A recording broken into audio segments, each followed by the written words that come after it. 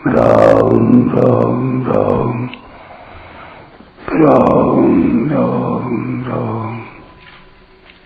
राम राम राम नारायण नारायण।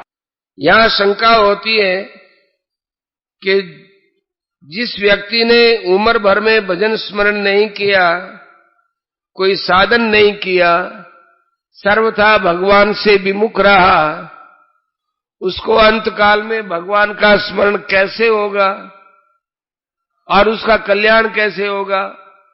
इसका समाधान है कि अंत समय में उस पर भगवान की विशेष कृपा हो जाए अथवा उसको किसी संत के दर्शन हो जाए तो भगवान का स्मरण होकर उसका कल्याण हो जाता है। उसके कल्याण के लिए कोई साधक उसको भगवान का नाम, लीला, चरित्र सुनाए, पद गाए तो भगवान का स्मरण होने से उसका कल्याण हो जाता है। अगर मरणासन्न व्यक्ति को गीता में रुचि हो तो उसको गीता का 8वां अध्याय सुनाना चाहिए, क्योंकि इस अध्याय में जीव की सद्गति का विशेषता से वर्णन आया है।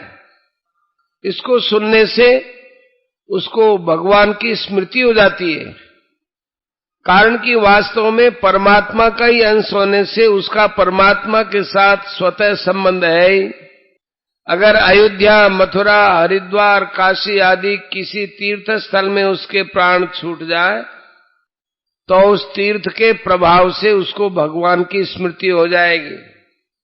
ऐसे ही जिस तरह भगवान के नाम का जप, कीर्तन, कथा, सत्संग आदि होता है, उस जगह उसकी मृत्यु हो जाए तो वहां के पवित्र वायुमंडल के प्रभाव से उसको भगवान की स्मृति हो सकती है।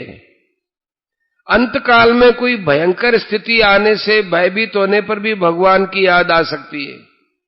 शरीर छूटते समय शरीर, कुटुंब, रुपए आदि की आशा, ममता छूट जाए और ये भाव हो जाए कि हे नाथ, आपके बिना मेरा कोई नहीं है, केवल आप ही मेरे हैं, तो भगवान की स्मृति होने से कल्याण हो जाता है। ऐसे ही किसी कारण से अचानक अपने कल्याण का भाव बन जाए तो भी कल्याण हो सकता है। एक बार एक सज्जन गंगा जी से होकर आए थे, सबको गंगा जल का आचमन दे रहे थे। वहां एक व्यक्ति खड़ा था, उसको जब वे सज्जन आचमन देने लगे तो उस खड़े हुए व्यक्ति ने कहा, क्या बताएं, मेरे जीवन में बहुत पाप हुए हैं, मेरे पास पापों की बहुत बड़ी राशि है, मेरी जानकारी में मैंने बहुत पाप किए हैं, इसलिए इतने थोड़े से गंगा जल से मेरे पाप कैसे कटे रहेंगे, कैसे कटेंगे, मेरा कल्याण कैसे होगा? तो उस सज्जन ने पूछा कि अच्छा बताइए, आपको कितना गंगा जल चाहिए? उसने कहा कि लोटा भर दो। उस सज्जन ने उसे लोटा भर गंगा जल दे दिया। उसने उस लोटा भर गंगा जल को पी लिया और कहा कि ओहो, अब मेरे पाप नहीं रहेंगे, अब मेरे सारे पाप नष्ट हो जाएंगे। बड़ी तसल्ली से, बड़े विश्वास के साथ कहा। यह सब घटना वहां एक खड़े आदमी ने सुनी थी। बाद में उस सज्जन ने बताया कि वह व्यक्ति जब मरा तब उसके प्राण 10वें द्वार को फोड़कर निकले, अर्थात उसका कल्याण हो गया। ऐसे ही कोई साधक किसी प्राणी, जीव जंतु के मृत्यु समय में इसका कल्याण हो जाए, इस भाव से उसको भगवान नाम सुनाता है तो उस भगवान नाम के प्रभाव से उस प्राणी का कल्याण हो जाता है। शास्त्रों में तो संत महापुरुषों के प्रभाव की बड़ी विचित्र बातें आती हैं कि यदि संत महापुरुष किसी मरणासन्न व्यक्ति को देख लें अथवा उसके मृत शरीर माने मुर्दे को देख लें अथवा उसकी चिता के धुएं को देख लें अथवा चिता की भस्म को देख ले तो भी उस जीव का कल्याण हो जाता है। महापातक युक्तावा चोपपातकैः परम पदम प्रयान्त्येव महद्भिरवलोकिताः कलेवरं वा तद्भस्म तद्धूमं वापि सत्तम यदि पश्यति पुण्यात्मा स प्रयाति परांगतिम। नारद पुराण पूर्वार्ध। मार्मिक बात, इस अध्याय के तीसरे चौथे श्लोक में ब्रह्म, अध्यात्म आदि जिन 6 बातों का वर्णन किया गया है उसका तात्पर्य समग्र रूप से है, और समग्र रूप का तात्पर्य है वासुदेव सर्वम, सब कुछ वासुदेव ही है।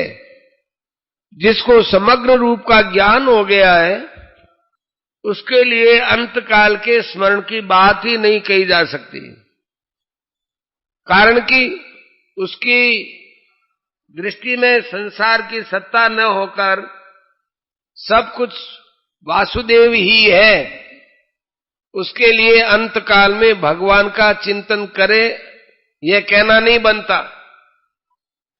जैसे सामान्य मनुष्य को मैं हूं इस अपने होनेपन का किंचन मात्र भी स्मरण नहीं करना पड़ता, ऐसे ही उस महापुरुष को भगवान का स्मरण नहीं करना पड़ता, प्रत्युत उसको जागृत, स्वप्न, सुषुप्ति आदि अवस्थाओं में भगवान के होनेपन का स्वाभाविक अटल ज्ञान रहता है।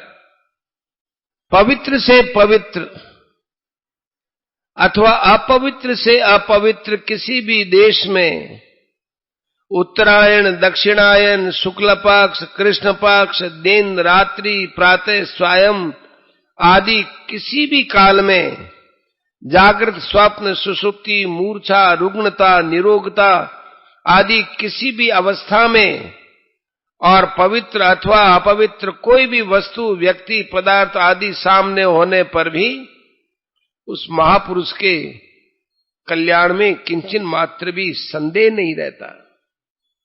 उपर्युक्त महापुरुषों के सिवाय परमात्मा की उपासना करने वाले जितने भी साधक हैं, वे चाहे साकार के उपासक हो अथवा निराकार के उपासक हो, चाहे सगुण के उपासक हो अथवा निर्गुण के उपासक हो, चाहे रामकृष्ण आदि अवतारों के उपासक हो, भगवान के किसी भी नाम, रूप, लीला, धाम आदि की श्रद्धा प्रेम पूर्वक उपासना करने वाले क्यों न हो, उन सबको अपनी अपनी रुचि के अनुसार अंत समय में भगवान के किसी भी स्वरूप, नाम आदि का स्मरण हो जाए तो वह भगवान का ही स्मरण है।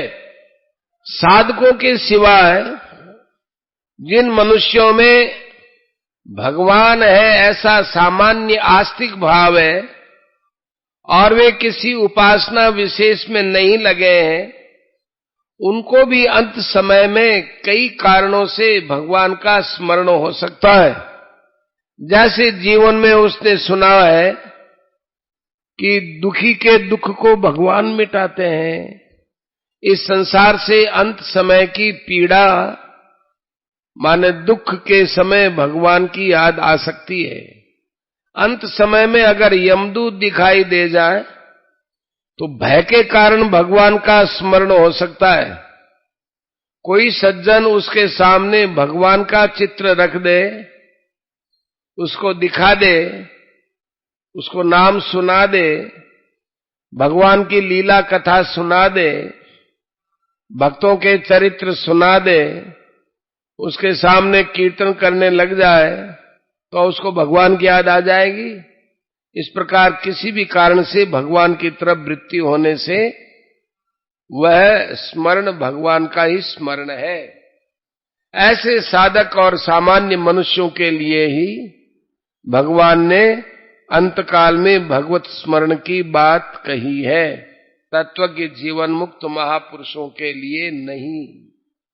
परिशिष्ट भाव, जो मनुष्य शरीर के रहते रहते अपना उद्धार नहीं कर सका, वह यदि अंतकाल में भी भगवान का स्मरण करते हुए शरीर छोड़े तो वह भगवान को ही प्राप्त होता है, इसमें कोई संदेह नहीं है।